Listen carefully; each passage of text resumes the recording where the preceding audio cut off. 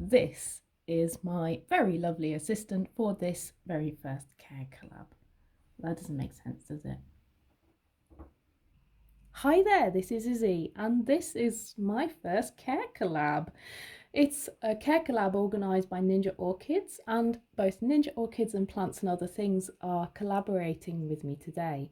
So if you'd like to watch their videos and find out how Howeara lava bursts are grown elsewhere in the world, please do check them out. They're in the description down below. Now, as I said, this is a CareCollab about Howeara lava burst, or in my case, what I probably think is a Howeara lava burst, but more on that later. Howeara lava bursts are in general a mix of Oncidiums, Leochilus, Rodrigueza orchids, so they're a man-made hybrid. And also they've recently been renamed, or I don't know how recently they were renamed, to Leomycesia rather than Howeara, but I really find it hard to say either of these names, so I'm just sticking with the name that I already know and can pronounce. So this is not an orchid that you're going to see in the wild, and there's a few different varieties of Howeara hybrids. There's a yellow one, there's a small flowered one, and some others that I haven't discovered yet, but this one is probably the quite famous hybrid, the lava burst, because it has these beautiful cupped red flowers with little spots.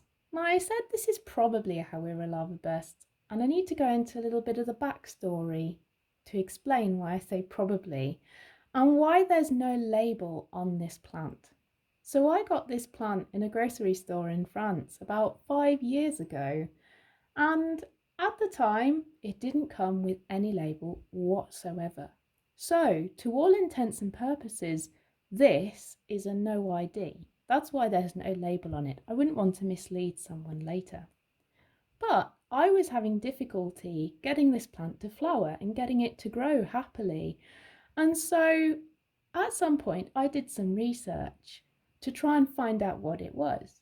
I saw a pleurophthalus flower and thought, well, it looks kind of like that, and just kept on digging.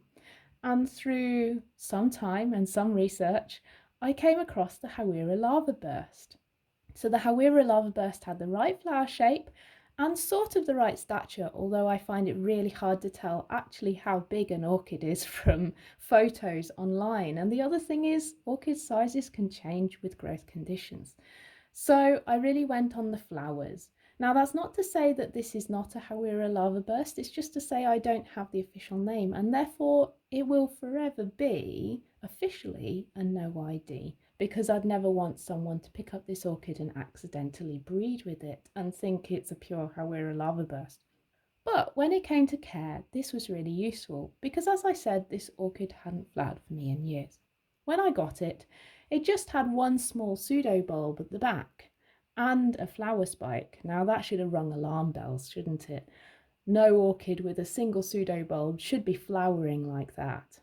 It took quite some time for it to push out new pseudo bulbs, and you'll also see that the pseudo bulbs at the back are quite small compared to the pseudo bulbs at the front. So you've got kind of a doubling in size of the pseudo bulbs between the oldest mature pseudo bulb and the most recent mature pseudo bulb. And what's the big difference? It's water. I didn't know that this plant needed quite a bit more water than I was giving it until I found out that it was a Howeara lava burst. And you'll see that I've adapted the medium, so it's currently in bark here, but it's also got a top dressing of sphagnum moss. And I also adapted my watering schedule, so I watered it twice a week instead of once a week to account for that. And it's grown so much better. As I said, the pseudo bulbs have doubled in size, and we can also see that it's still getting bigger. We can tell that because over here is the still maturing, most recent pseudo bulb. This is the leaf sheath, and this is the top leaf coming out of the pseudo bulb. And if we just take the sheath here, it's about this long. Now the next oldest mature one is over here. That's one big difference. So this plant is still getting bigger.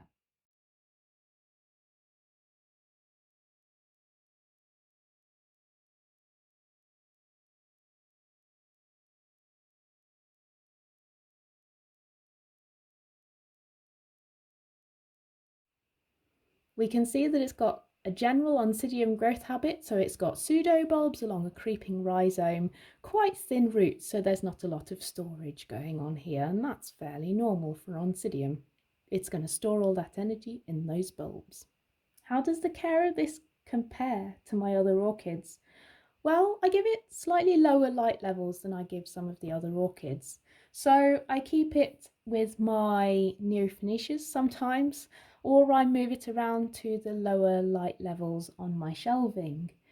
And I fertilise it along with everything else, which is to say slightly lazily. So I fertilise with a Kern's Rain mix at between full and half strength in the summer, and at half strength to just pure water in the winter. And my water is rainwater. And the other thing to say is there are some other videos about this particular orchid, and this is an update for how this video is doing in this bark mix and top dressing of sphagnum moss. I think it's doing pretty darn well. The fact that it's still growing in size is really encouraging and is still popping out lots of lovely green roots. So, looking good.